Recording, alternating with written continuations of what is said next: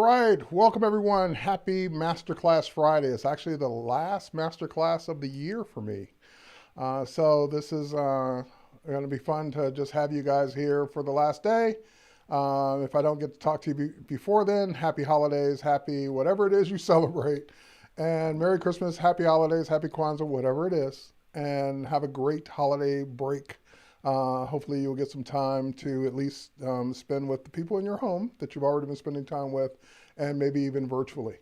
All right, so with that said, this is the pre-stream. As you all know, I go live a few minutes early on my own channels to give you guys a bonus tip on working with whatever the subject is that we're going to be working with. So today it's all about not Lightroom. We're going to be doing Lightroom, but it's all about RAW versus JPEG and which one should you shoot. But I've got a RAW versus JPEG tip that I'm going to share with you. Hey, Kai, long time no talk to, that we're going to be sharing today. And I see some folks already in both YouTube and Facebook here. So let's go ahead and quickly get to the tip because I got like less than 3 minutes.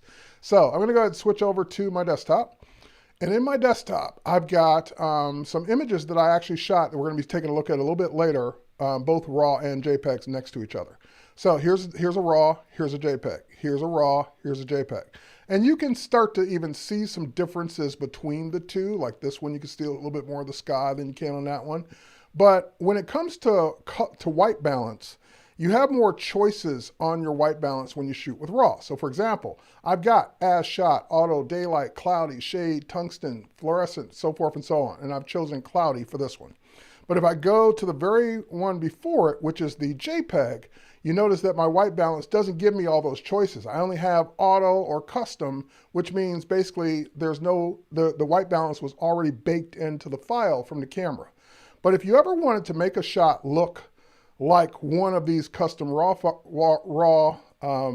white balance profiles, you could actually switch to one on a RAW file. So I chose cloudy, go to your presets in Lightroom and create a new preset. So I'm going to create a brand new preset and I'm going to call it, and basically I'm going to uncheck everything else and just check white balance. And I'm going to call it white balance cloudy.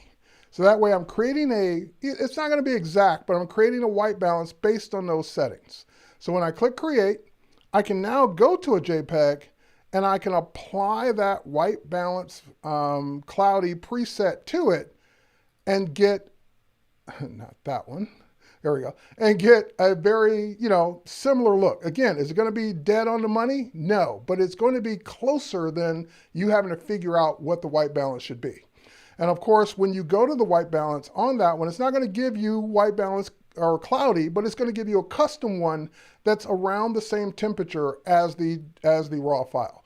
So if you're trying to simulate on a JPEG what those white balance shots look like, or white balance adjustments look like, go ahead and adjust it on a RAW file, create a preset for it, and then apply that preset to the JPEG. That way you can kind of get it close. It won't be it won't be exact. That's the exact. That's closer, but that's better than what it was. So here, if I undo that, that's what it was. And if I go ahead, I think that's what it was. There we go.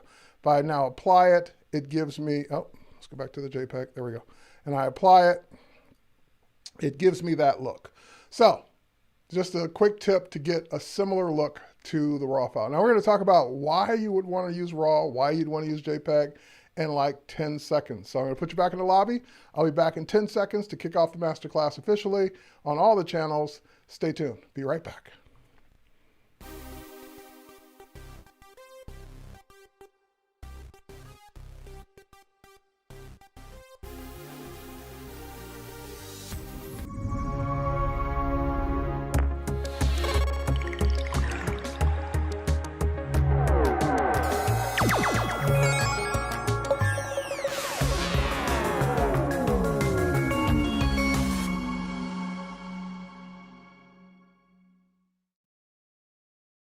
Welcome everyone, happy Friday. Welcome to Masterclass Friday here on Adobe Live.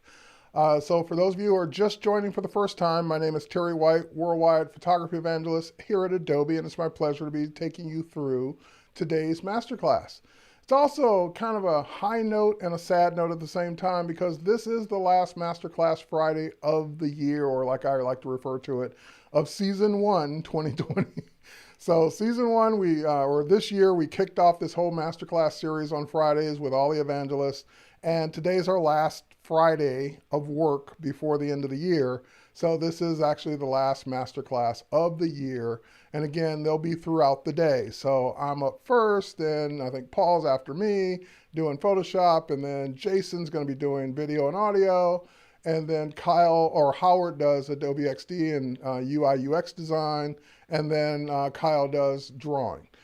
So we have masterclasses all day, and this is Masterclass Friday, but this is the last one of 2020. So with that said, today we're going to be taking a look at a topic that falls right into photography, and that is shooting RAW or JPEG or RAW plus JPEG, and which one should you use and why.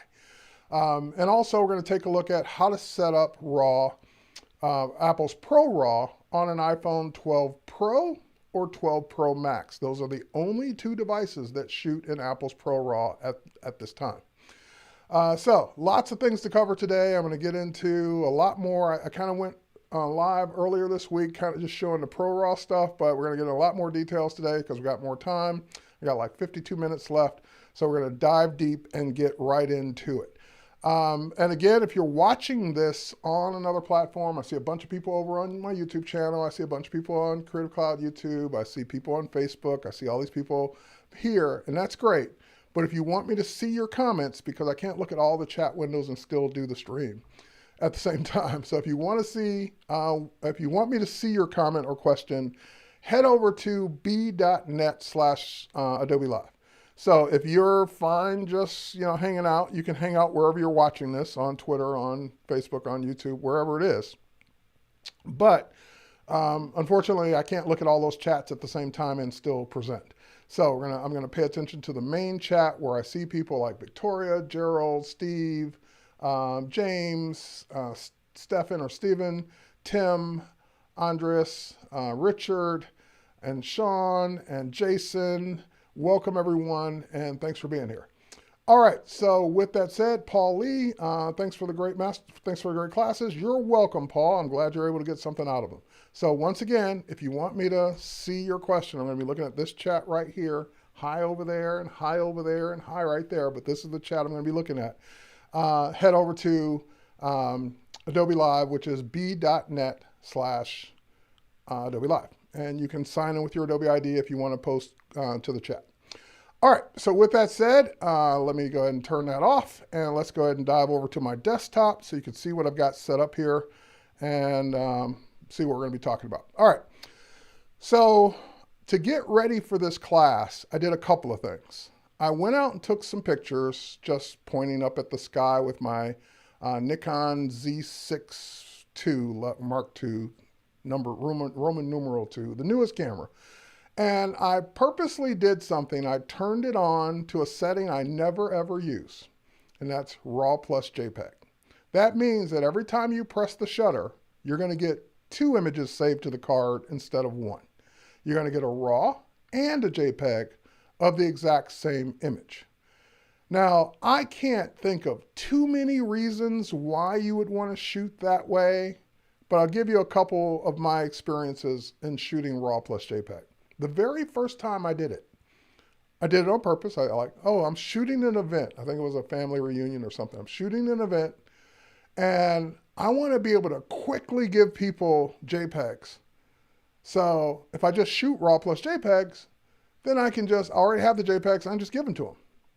I don't mean hand it to them on a card. I mean like email it or whatever. And that creates, of course, twice as many files. And I remember hating the fact that I did that, because it would be different if I were going to hand them the JPEGs right out of the camera and not do anything to them. That'd be one thing. But they still needed things done to them. They still needed some processing, exposure adjustments. They still needed adjusting. And so what I caught myself doing was adjusting JPEGs just to give them JPEGs and then having to go back and adjust the RAWs. And I'm like, well, why don't I just adjust the RAW and export JPEGs?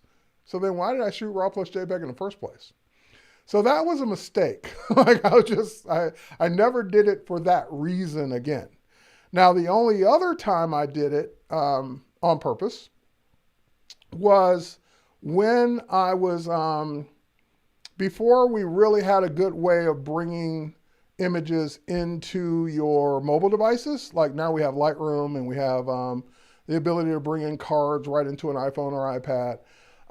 But before we had a good way of doing that, what I would do is I would shoot RAW plus JPEG because I'd be on my DSLR at the time and using Nikon's or Nikon's SnapBridge app on my phone or iPad, I could transfer those JPEGs over and share them on social media.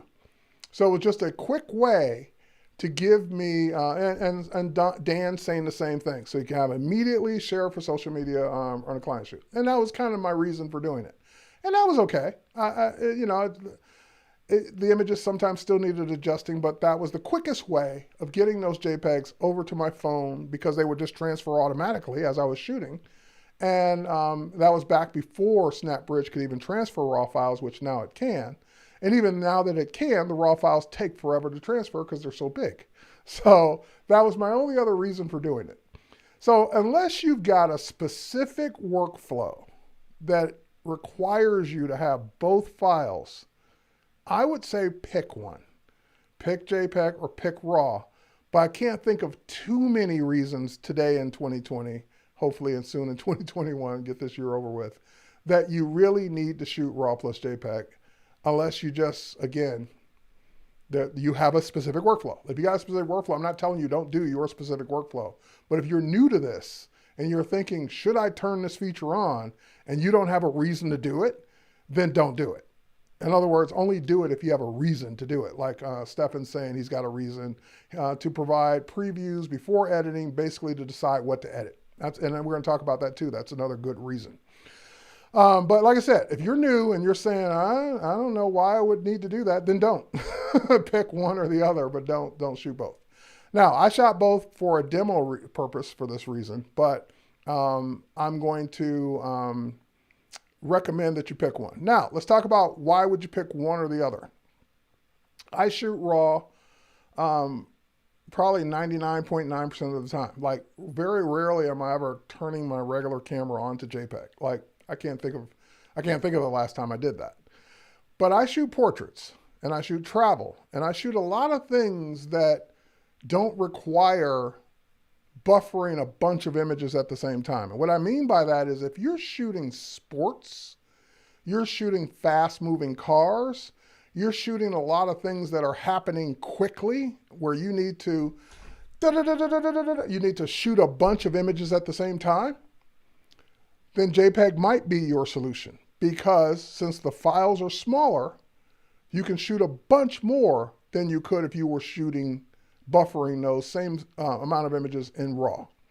So your buffer is going to fill up much faster with a bigger file, and you're not going to be able to shoot as many, and you may miss that critical shot because of the time it took to buffer, 16 images in a row versus 30 images in a row if they were JPEGs. I'm just throwing out numbers.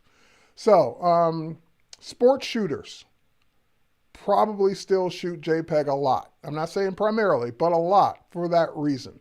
They need to shoot 100 images quickly while the action's happening. And therefore, JPEG's going to let them shoot the most amount of images in the shortest amount of time based on the hardware. Now, hardware and cameras have come a long way. And that may not be as big of an argument as it was years ago, because the cameras are faster, the memory cards are faster, the buffers are bigger, they can shoot more images, and they still may prefer shooting RAW even for sports.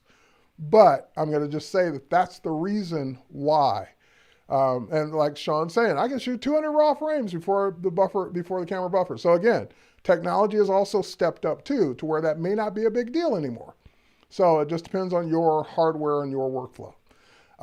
Now, how do I like the new Nikon? I love it because of one reason. I have the Z6 before it, and now I have the Z62 or Mark II or Roman numeral 2. I don't know how they pronounce it.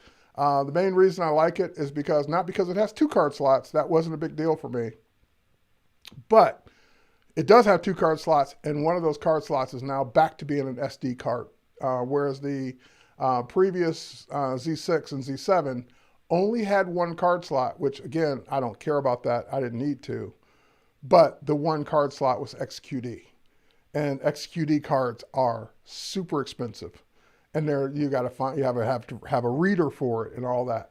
Whereas SD cards are super cheap, and I have readers all over the place, even built into some of my computers. So that's the main reason I prefer that camera over the previous model. All right, now let's get into some actual workflow. Let's get into some differences here. Now there are, let me pull up my note. There are 3 big differences over RAW over JPEG. White balance, raw profiles, and just adjusting exposure and basically making adjustments. Those are the biggest 3 differences. And of course, it's a bigger file, so you're getting more data. I've got, again, RAW plus JPEG, and I overexpose these first couple for a reason, these 2. So let's go look at these. Oh, hang on, didn't mean to put them in black and white.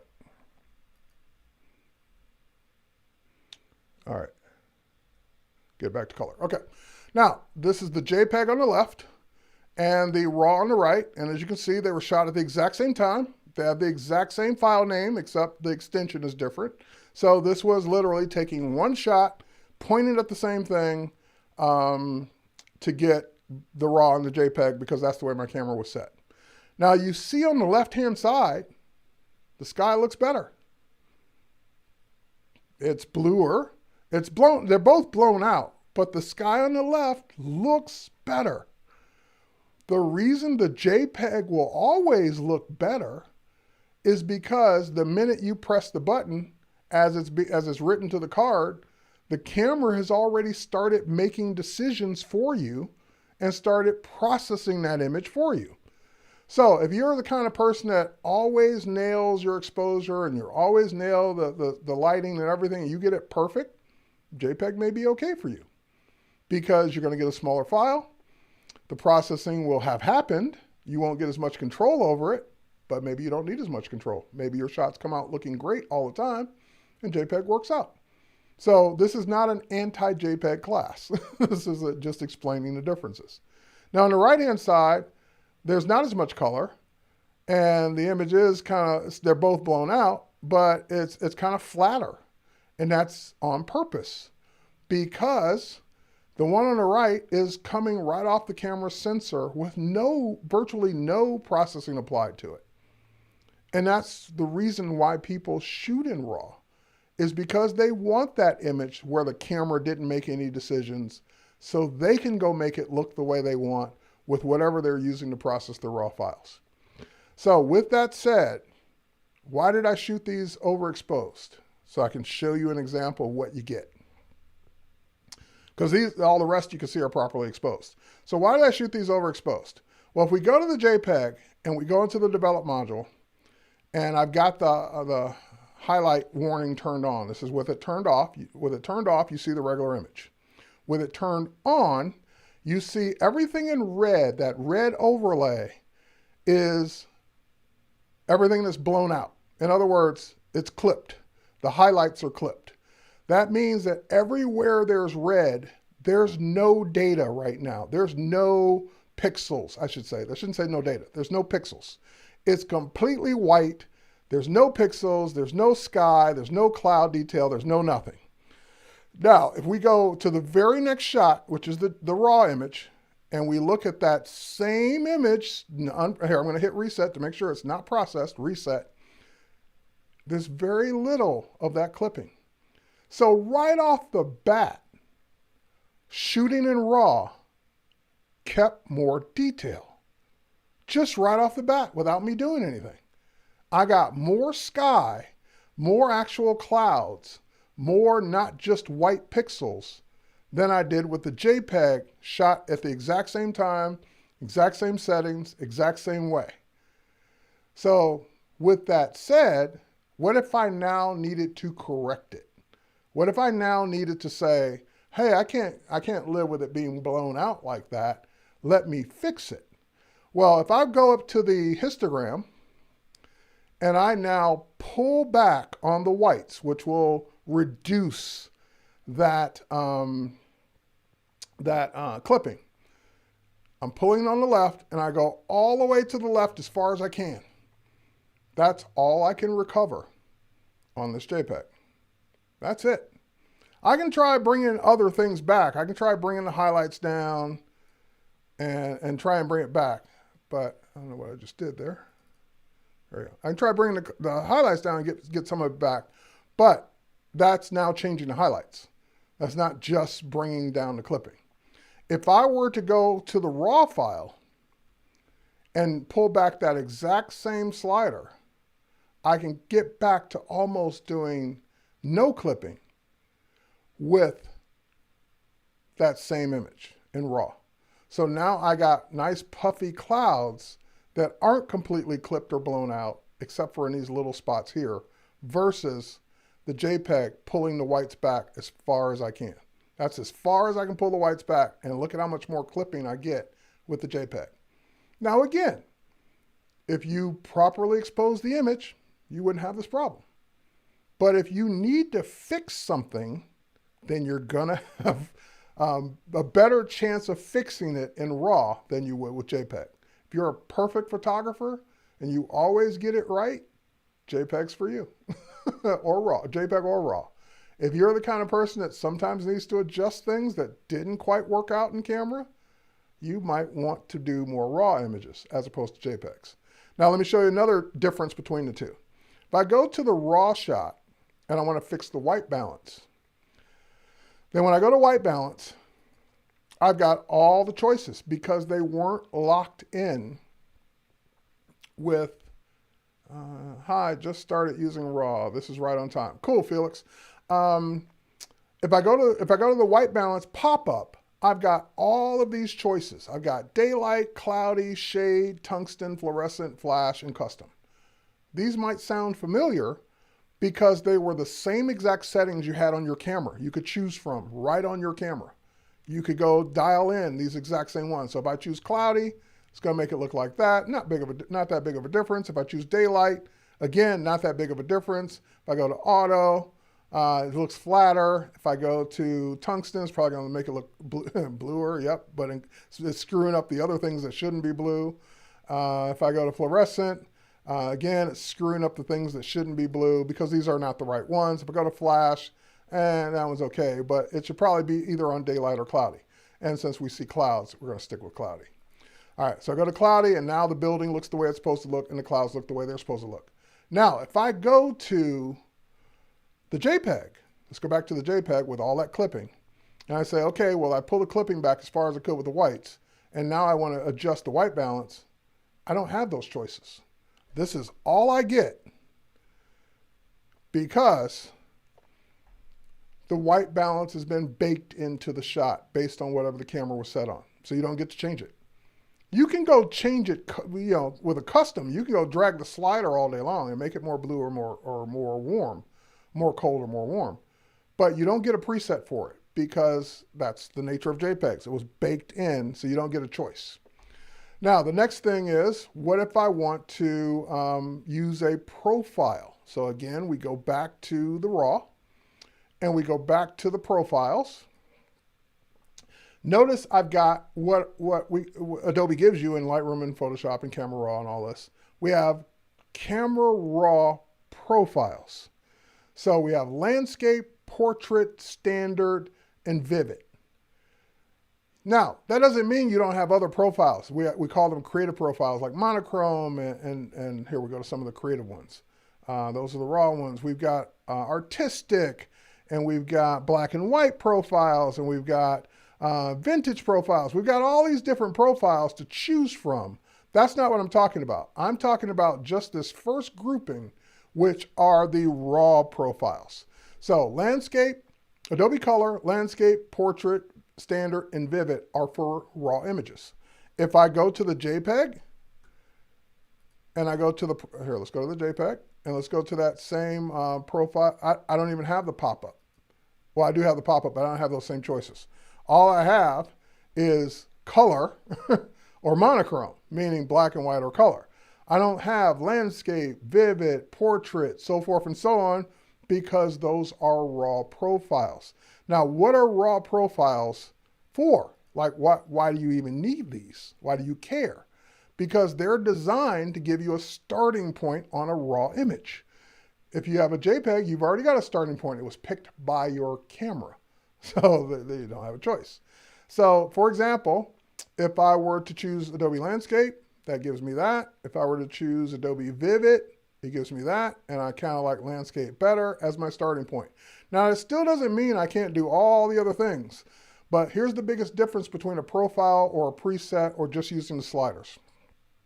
Profiles give you that starting point without affecting the sliders.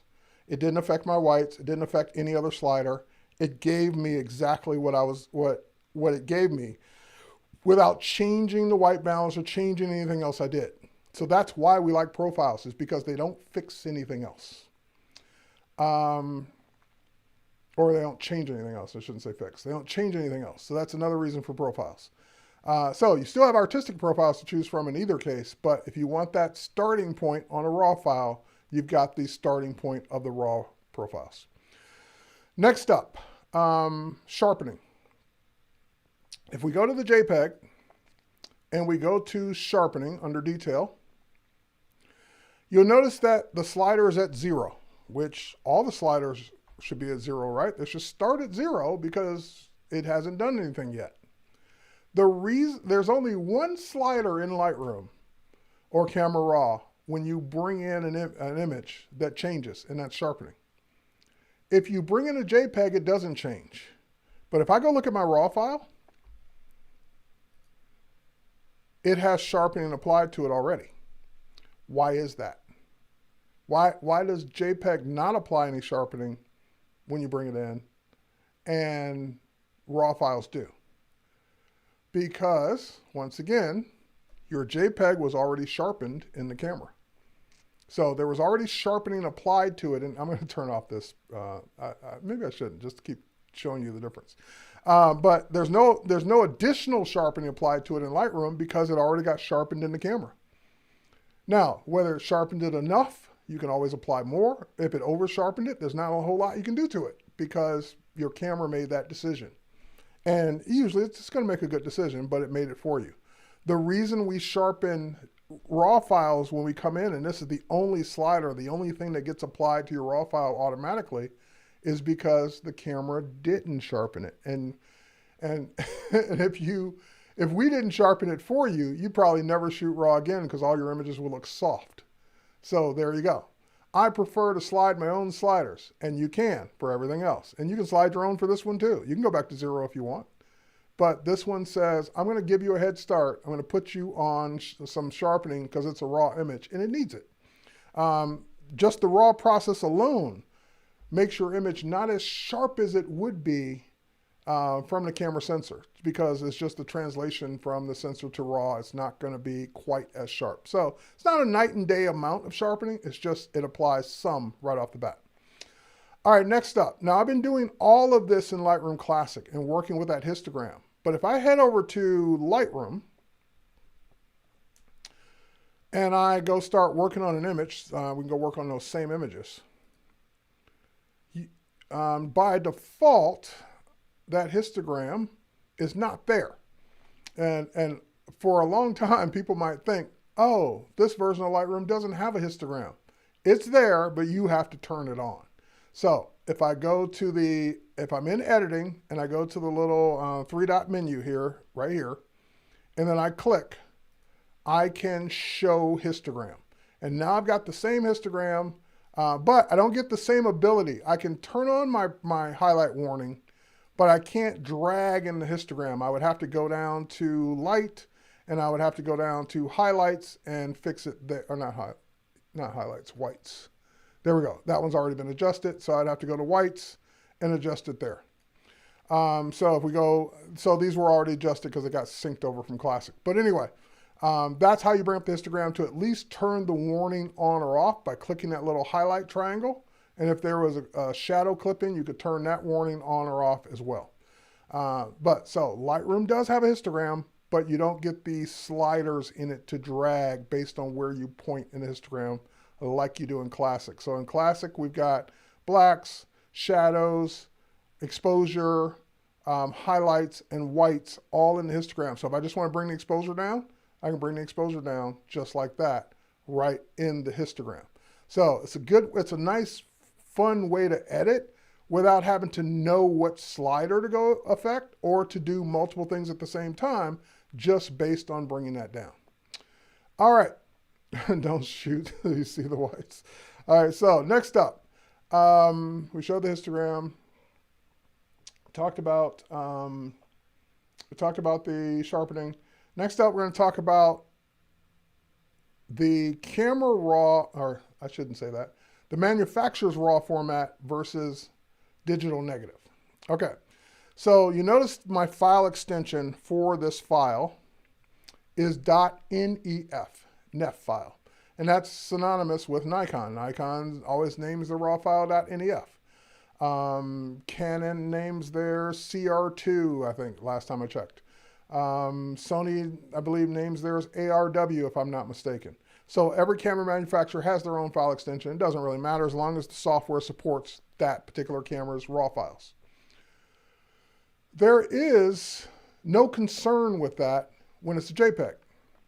When it's a JPEG, you don't ever think, hey, I got a brand new camera that just came out yesterday. I got it, and I'm going to start shooting in JPEG. I wonder if my software will support the JPEG. You never think about that. Now, you may wonder if it supports the lens profile, but you never worry if it supports JPEG because JPEG is a universal standard. So, okay, CR3s, got it. Thanks, I'm updated now. So Canon shoots CR3s.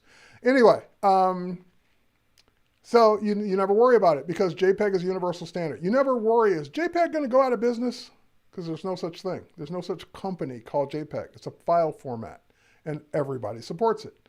Everybody supports JPEG if they support pictures. So you're always safe to shoot or work with JPEG files because every software application on the planet and every social media platform on the planet supports JPEGs. However, when I got my Nikon Z62, just came out not long ago, like within the last month or so, at that time, Camera Raw, Lightroom, and Lightroom Classic didn't support that file format just yet. Now you would think, well, was there really that much difference between the Z6 and the Z62? No. But every camera has a different RAW profile and different EXIF data, even if the cameras are like just a modest update between each other. So this latest update to Lightroom and Camera Raw, which came out, I don't know, last week or so ago, supports, I think it was last week, yeah, supports the Z62. So with that said, that's how I was able to bring these images in to Lightroom in the first place. If they weren't compatible, I wouldn't have even been able to display them right now. One way around that is DNG. Now, DNG is Adobe's proposed standard for RAW files. It's not, in other words, if Adobe went out of business tomorrow, DNG would still exist because it's proposed and given out as an open standard. But that doesn't mean that everybody supports it, meaning writing those files. So camera manufacturers like Canon and Nikon, Sony, they still write their own proprietary formats. And that's, they do whatever they do because they're their own companies. They can do whatever they want to do. It's a free world. But with that said, if they did work with DNGs, we would never have to worry about the software being updated to support their new cameras, because DNGs already are supported all the way back to Photoshop 7. Yes, before CS, before CS6, CS1, 2, 3, 4, 5, and 6, there was Photoshop 7. So Photoshop 7, way back in the 90s, whenever that version came out, got support for DNG, and we've had support for DNG all the way up to now. And we're going to talk about that when we talk about the iPhone, because Apple's ProRAW format works in DNG. So we did update to support the lenses and all that and the camera profiles. But even if we hadn't done that, you would still have been able to open up those DNGs inside of Lightroom and they would work. Now, should I worry about that now that my software works? Worry would be a strong word. You probably don't need to worry about it, but there are some advantages to working in DNG even if your camera is supported. So let me show you the difference. Now I've made an adjustment to this photo, right? I adjusted well, it got an adjustment with the camera, with the sharpening, and it got an adjustment with the white slider, right? So adjustments have been made. If I were to go look at this image out in the operating system, let's go look at it in the folder, Show in Finder. Then what I'm going to have, I can view these by name. What I'm typically going to have, one more step, hang on, let me save it. There we go. There we go, that's what I was looking for. What I'm typically going to have is I'm going to have the NEF file, and I hit save, so it created the XMP metadata file to go with it. If I didn't do that save, if I didn't create this extra file, if I were to just copy that NEF and give it to you, you'd be able to open it, but you wouldn't have my white slider done to it. And if you didn't open it up in an Adobe app, you wouldn't have the sharpening applied to it. It would basically be just out of the camera. The XMP or metadata is all the adjustments. So this little 26 megabyte, these files have gotten big. This little 9K file. I was going to say these files have gotten big. This little 9K file is really all the edits you do. So if I go back and adjust anything else, here, let's zoom out. And I go back and I adjust, here, let's go in. We gave it cloudy, we gave it landscape. If I were to bring the exposure down a bit, because again, it was a little overexposed. If I were to add a little dehaze to it, there we go, really start to bring that out. Again, all of those changes I'm making are non-destructive, meaning they aren't ever changing the actual NEF file. But if I were to hit Command S, which is save the metadata out to the file, and I can never figure out where that is in the actual menu. It's under, should be under here. There we go. Save metadata to file, Command S, just like we save in other, Control S, just like we save in any other application. What that's telling it to do is write that metadata out to the operating system. So that way, if you took both of these files together and gave it to somebody and they opened it up, it would have all your changes that you've done to it. You throw away that XMP file and the changes go with it. Now, you've never had to worry about this in the past because all your changes are stored in your Lightroom catalog. So that's why I didn't create that file by automatically in the operating system, because it doesn't have to. All your changes are stored in the catalog, and as long as this image is in your catalog, it will reflect whatever changes you've made. But if you wanted to take it somewhere or give it to someone with those changes made to it, then you would need that XMP to go with it if you wanted them to have your changes, or your adjustments, I should say. All right, so NEF files don't store the actual changes in them, but DNGs and JPEGs do. So if I were to now convert this file into a DNG, so I select it, go to my library menu, come down to convert photo to DNG, and I'll accept the defaults. Basically, convert it with a DNG file extension, give it a medium-sized preview, embed the fast load data, and don't embed the original file. Delete the original after a successful conversion. Click OK. In a few seconds, that is now a DNG instead of an NEF file. So it converted that DNG file, and if I don't know if it did it automatically, but if I go look at that DNG file now, yep, it did do it automatically. There's no XMP file because it just rolled it into the DNG. So it just said, oh, you don't need this XMP anymore because you're working with a DNG, and therefore the DNG actually has all those edits inside of it. It doesn't need to be a separate file. Now, also remember it was 26 megabytes. Now it's only 23 megabytes. So it made it a little smaller.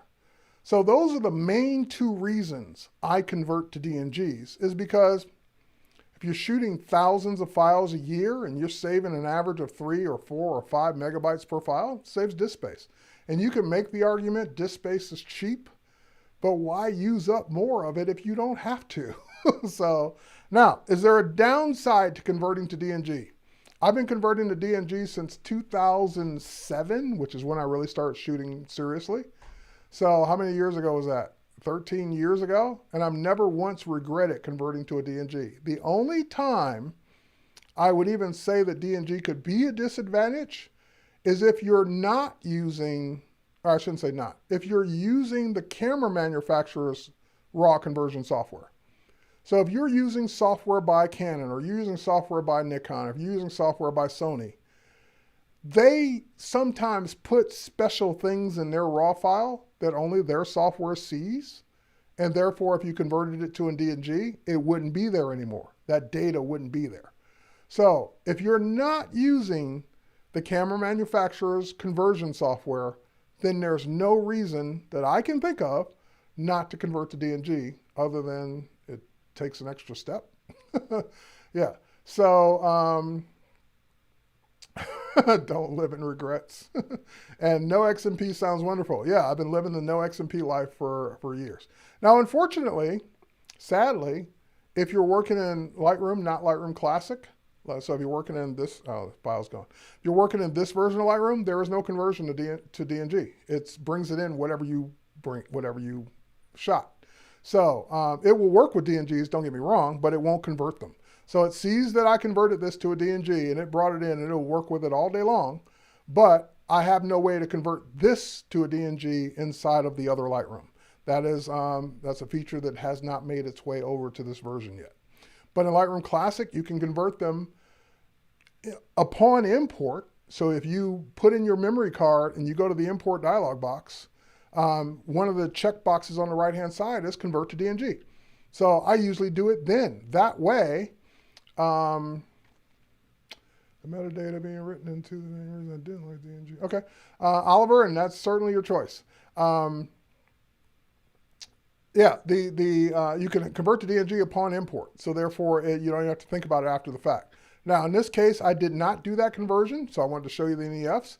So I'm going to select all, and I'm just going to, even though some JPEGs are in there too that are being selected, and I'm just going to go to Library, Convert Photos to DNG, and convert, because it will only convert RAW files. So therefore, it will just ignore the JPEGs because they're JPEGs.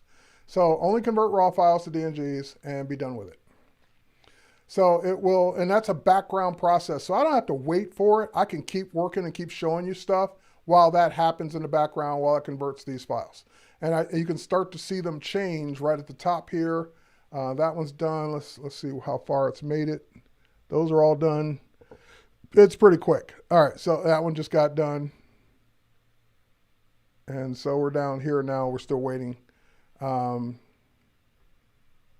Oh, these are JPEGs. That's a DNG. So yeah, it should be almost done, if not done. Okay, so that's how you convert after the fact. You can convert upon import. The only time you can't convert upon import is if you're shooting tethered. Tethered doesn't take the time to convert to a DNG because you're usually shooting tethered because you want to see the photos instantly. So when I shoot tethered, I have to do this step after the fact. And I usually do it after I've removed all the rejects, because no sense converting rejects. I'm just going to throw them away anyway. So I go through, I cull down to only the shots I'm going to keep, and then do the conversion, because those are the shots I'm going to keep, and I get rid of the rejects before I do the conversion. All right, now next up, let's talk about, because we don't want to run out of time, let's talk about mobile. So I've got, oh, and I didn't connect this yet. Hang on. Let me bring up my cable so you guys will be able to see this. And I'm going to plug in my iPhone 12 Pro Max. And I'm going to go ahead and make sure that everything's good to go. All right. And now let me show it to you guys so I can walk. Oh, hang on. Let me go ahead and turn this off. turn on my do not disturb and turn off the settings so you can see me turn it on in the first place. And there we go. Okay. All right, so let me bring up my camera so you got, or my phone so you guys can see it. I usually think to do this ahead of time. This time I forgot that I was going to use my phone. So give me a second to bring this up into the stream. And let's go ahead and switch to the phone. There's the phone. Cancel. Hang on, one more time. I missed it. There it is. All right, all right. Okay, so let's bring the phone over here so you guys can see it. All right, so there's my iPhone. I'm holding it in my hand right now, so you can see me swiping left or right. It's actual live. And I'm going to go into my settings, and I'm going to, in your settings, you're going to scroll all the way down. And again, this only works on the 12 Pro models at this time. I'm going to scroll all the way down to camera.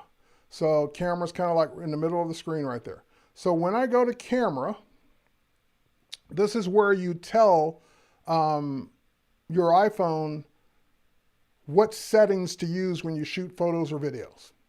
Now, why is this a big deal, what I'm about to show you?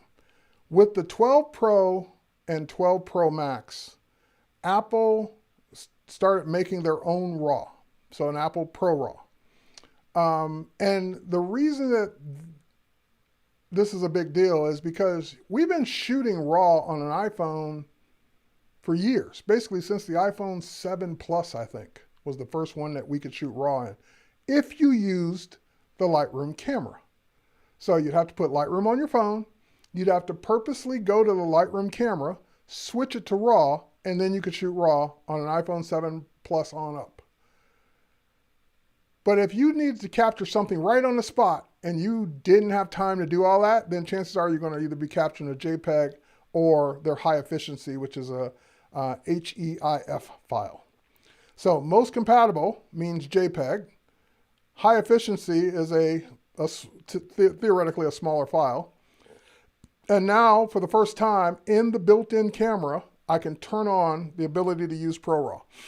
Now, that's a big deal because it also kind of bakes in some of the Apple magic that they put into their camera processing, even though it's a RAW file. So you still get the ability to, all the advantages of RAW, but you also get some of that Apple goodness, I'll call it, some of that Apple magic in the camera shot as well. So it's kind of the best of both worlds. Not stuff that's baked in, but some of the stuff, especially in shooting in low light, shooting in different lighting situations that Apple does to process the images, you get a better image coming from the camera sensor with all these same advantages. All right, so now that I've basically turned it on in the settings, then I can swipe out of my settings and I can actually go into my camera. Once I go into the camera, now you'll see at the very top of the screen, there's a button that says RAW that's got a line through it, which means right now, if I shoot this image, it will shoot it in the high efficiency format. And they default to this because most people, especially, they turn it off by default on purpose because most people don't need to shoot in RAW. They don't know what they're doing. 2, even though it's turned on in the settings, they still turn it off by default when you bring up the camera because the images are so much larger. So therefore, people can you please let us know when Lightroom will be updated to take more advantage of Apple's ProRAW? As I've said, Dan, many times on these streams before, I cannot tell you about things that we have not announced yet. So I can just say things are in the works. I can't give you any kind of timelines. Anyway, so I'm going to go ahead and tap to take this shot here. So that's the high efficiency file. And now I'm going to go in and tap to shoot the actual RAW file. All right, so we'll do another high efficiency just so we can have the differences. We'll zoom in a little closer, and then we'll also shoot the RAW. All right, so now you see it says RAW in the upper left-hand corner. You see it doesn't say RAW in the upper left-hand corner, which means it's the high efficiency. That one says RAW. This one does not say RAW. Now, you could go and do all the editing that you would normally do in the iPhone app because they've updated it to work with RAW files. So if you like editing your images there, you're good to go. But if you go to Lightroom and you've got auto import turned on, which I do, and in a few seconds, it'll start bringing those in. It brought those 4 images in at the very top there. We already take advantage of ProRAW. The latest update that supported my Nikon Z62 also supports the ProRAW format as best we can. Now keep in mind, it was DNG, so we already supported the file format anyway, but we did update Lightroom and Camera Raw to work specifically with that Apple magic I was talking about. So Dan, if you're thinking we didn't do anything, we did. This latest update actually was for this new RAW format. But you said more, so I think you meant more in that case. All right. I don't know what I beat you on, Oliver, but okay. Compression algorithm. Efficient. Okay, gotcha. All right, so now, so that's happened, and it's syncing now. So at the very top there, it's uploading the last shot. And if I were to now take these 4 shots, let's select them. I'm going to move them to the same album that we're looking at on screen over there. So let's add 2, and let's put them in Demo, Photography Masterclass, RAW versus JPEG. Let's put them in that same album, same collection, so that way when it does sync them, they will also appear in the right place. Okay. Where's my mouse? Hello, mousey. Oh, wrong mouse. Hang on. There we go. And so now if I scroll down to the bottom of this collection, yep, there they are. Okay. So I didn't have to do anything extra. All I had to do was shoot in RAW, add them to Lightroom, and put them in the same album and or collection I was looking at, and they get synced. So they got synced up to the cloud. They're backed up now, and they're full resolution, and they're also got synced down to both my versions of Lightroom. So if I go to Lightroom, there they are at the very bottom there. If I go to Lightroom Classic, because this particular collection is synced to the cloud that I added them to, over here on the left-hand side, there's the sync symbol. They automatically got synced to that collection as well. And of course, they're in my all photos area as well. So now let's look at some of those differences. Here's the high efficiency file, and I notice that the white balance is off. If I go to edit that white balance, guess what? I have to do it manually because the high efficiency is just like a JPEG in that respect, is that it doesn't give me any choices to do anything. But if I go look at the RAW file, I've got, and that's the Pro RAW file, which looks a little darker, unprocessed. I've got the ability to not only fix the white balance, so I can use daylight, which is not right. I could use cloudy, I could use shade, I could use flash, I could use any one of these, or I could just simply say auto, or most importantly, I could just go ahead and use the white balance eyedropper and pick the white balance that I want that matches what I want best. So there we go. So now I got the white balance fixed. I can also do a Apple or Adobe Vivid, and I can also do an auto tone to kind of brighten that whole scene up and make any adjustments I want. So I can add a little bit more texture to it. I can add a little bit more clarity to it, and I would crop it as well, but you get the idea. So I'm able to work with my full spectrum of editing tools without any downsides because I'm now shooting RAW on my iPhone. And to have a RAW capable phone in your pocket that you can always shoot the best possible quality image is freaking amazing. And again, it does, we were able to do this before for years with the Lightroom camera, but now I don't have to even think about bringing up the Lightroom camera, and I still get all the same benefits. When I do import these shots to Lightroom, they're there to edit on my iPad, my phone, or my desktop.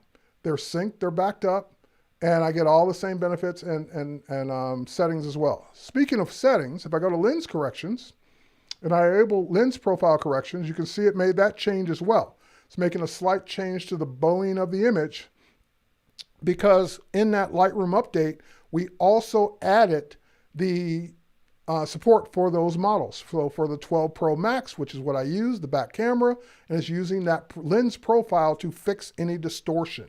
So I get that as well as all the other benefits. Plus, and if I go to detail, like I said, it's already sharpened the image as well. So it's done all of those things because I shot in RAW. Now, what about size? Let's go back to the to one of the HEIC files.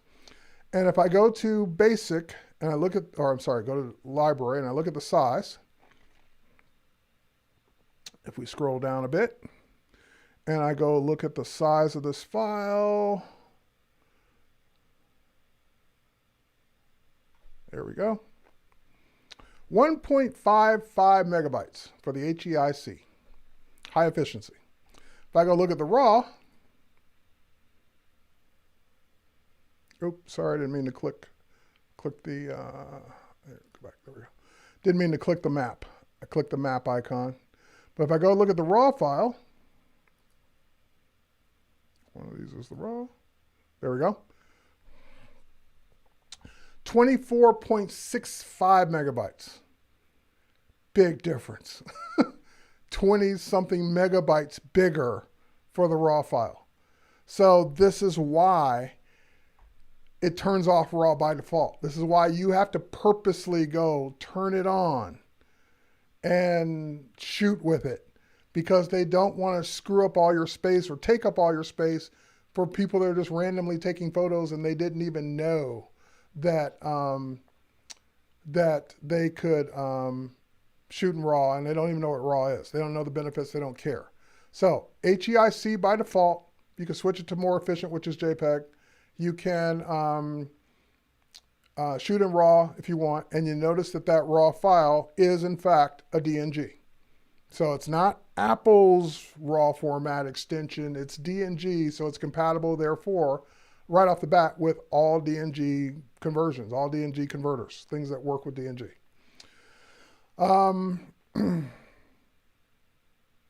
Yeah, video is HEIC, or no, video is HEVC, and images are HEIC, or both are HE, got it.